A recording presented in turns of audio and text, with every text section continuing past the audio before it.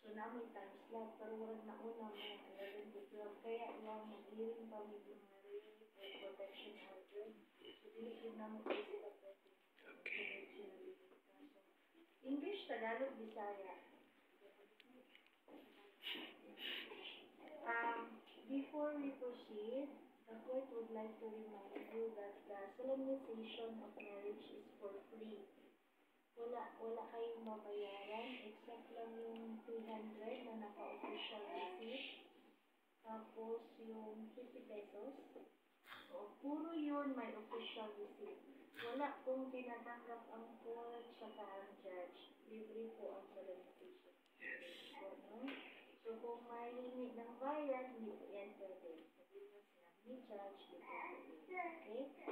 So, before we proceed, may I request the parties to examine and scrutinize the prepared marriage contract and see if there is any error which must be corrected right away. Once your marriage contract is registered, it will be very difficult and expensive to have it corrected as it will require the filing of a petition in court.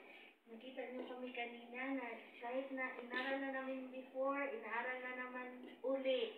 Tinitingnan. Kasi kung mali, tapos ma-register niyo, kaya iyang nagjo-joint affidavit of disinterested persons, mag-petition for correction of name, so magasto ka pa ng abogado, na kahit na libre ang pao, yung effort, saka time mo, kaya paulit-ulit namin sinicheck. So, chinek mo, mga spelling, kung may mali, ha? Okay. So, let us proceed. The marriage of two persons is always a solemn event. Serious and solemn event because the Constitution and the spirit of the laws hold marriage to be indissoluble and permanent.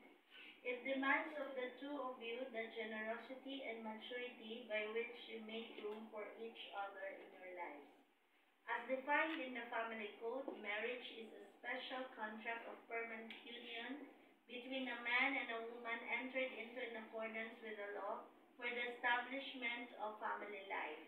It is the foundation of the family and an inviolable social institution whose nature, consequences, and incidents are governed by law and not subject to stipulation, except that marriage within the limits provided by this code. So, ano ba gusto nyo na lingwahe? English, Tagalog, Bisaya? Okay lang English. So, when someone will say that you will solemnize by the solemnizing officer is a presiding judge, yung iba kasi sinasabi na kasal kayo o huwes lang. Hindi pwede huwes lang. Kasi lahat naman ng solemnizing officers, meaning authorized to solemnize marriages, ibig sabihin, isa lang ang law na basis niyan. What is that law? That is the family code of the Philippines. So, kasal kayo, after ng kasal, ikaw na ang legal mother. At ikaw na ang legal spouse o legal husband. So, yun, kikasal kayo ng simbahan o ng court by the presiding judges, the solemnizing officer. So, isa lang ang legal basis sa buong Pilipinas. It is the family code of the Philippines. Yun. So, by the way, you have any marriage settlement, if so, please submit it now because the same must be registered together with your marriage contract in order to be effective. Ano yung marriage settlement? Sa layman's term, tinatawag nila na prenuptial agreement. Puro ang legal term nun, marriage settlement. Example, conjugal, absolute community of property, conjugal partnership of gains, absolute community of property, and complete separation of property. Kaya mali yan kapag sinasabi natin na conjugal na ang property, bakit? Kailan ka ba kinasal? Okay? So, meron yung kailan kayo kinasal. Kasi kung recent na yun, tapos wala kayong marriage settlement, wala mo yung papeles na dipirmahan ba sa prenuptial agreement, marriage settlement as to the properties, you are automatically governed by the absolute community of property regime. Okay? Naintindihan natin. So, question, meron kayong ganyan na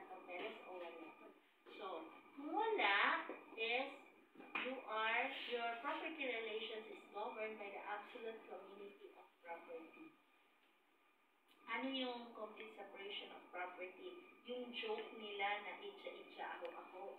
So, akin ito, akin. Iyo yan, iyo. Yun yung complete separation of property. May mga artista daw na nag-asawa. O bakit hindi siya yumaman pag anal na daw sila? So, siguro nag-grant yung tradition for nullity of marriage nila. So, bakit hindi siya yumaman? Kasi, ang kanilang property relations is complete separation of property. Anong akin, iyo. May exceptions yan, general rule yan. Kasi yung isa naman, conjugal partnership of gains. So, ang ano ibig sabihin ng absolute community of property, yung nag-govern sa inyo. Kung anong akin, nung dalaga pa ako, pag-asawa natin, atin na. So, kung ano ang iyo, akin na. Akin pa rin. Hindi. Kung ano ang iyo, inyo na. Kung ano rin yung iyo, inyo na rin. No? So, community property sa inyong dalawa. Sa marriage ninyo. Okay? Yun ang general rule. Of course, may exceptions. Which means, henceforward, either of you shall have no more separate property, as all your present properties, subject to exceptions, together with all the incomes which both of you shall earn, shall belong to your partnership, to your marriage. This shall answer, na banggit sa inyo, na pag si Judge ang nagkakasal, may oral recitation, hindi kayo papasa kapag hindi nyo nasagot. So, makinig. This shall answer for the support of the family, including the education of the children which your marriage will produce, as well as the medical and other necessary expenses and acquisition of family home. So, para saan yung kita ninyong dalawa? Kasi there are times na nag-aaway yung couple dahil sa finances. So, kasama sa akin pag-solemnize ng marriage, nire-remind based on ang legal basis kung saan ba dapat igagastos yung pera ninyong dalawa sa marriage ninyo. First, may 4 priorities tayo. Support of the family, education, medical expenses, necessary expenses, kasama yung pagkain, clothing, kuryente, tubig, and number 4, family home. Ulitin ko, support of the family, education, medical expenses, and other necessary expenses. Ano yung necessary expenses? Food, clothing, yung mga electric and water bills. Number 4, family home. Sige na, si Rai. Tanungin natin kung ano yung, saan mo dapat gagastusin yung kita ninyo, yung inyong naipon. Kasi nga, absolute community of property kayo. Support of the family, school, education, medical, and other necessary mga pagkain. Tapos ang last, family home. Yun yung bahay natin. Tinatawag natin not just a house. It's a family home because we are building a family. That's why you are entering into marriage. So, ikaw naman groom and you. Sabi na ka mo. Ikaw naman groom, ano yung ano mo? Support of the family.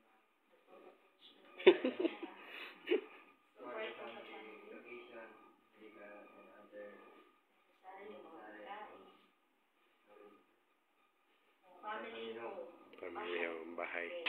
So, may bahay na tayo? Mayroon. Inyong dalawa lang?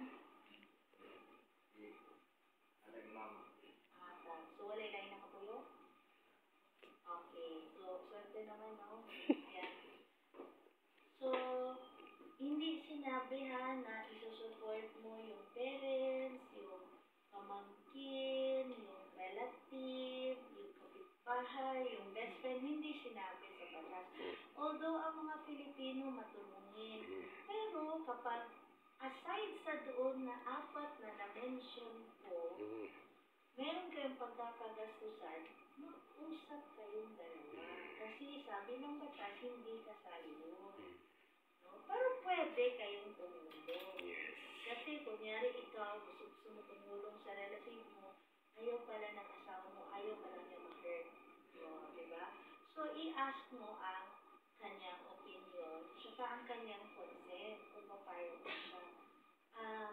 Hindi lamang kung may trabaho ang isa wala.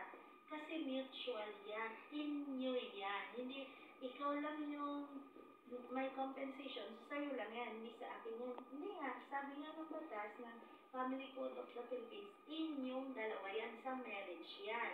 Diba, kapag may namamatay, may surviving spouse, kapag may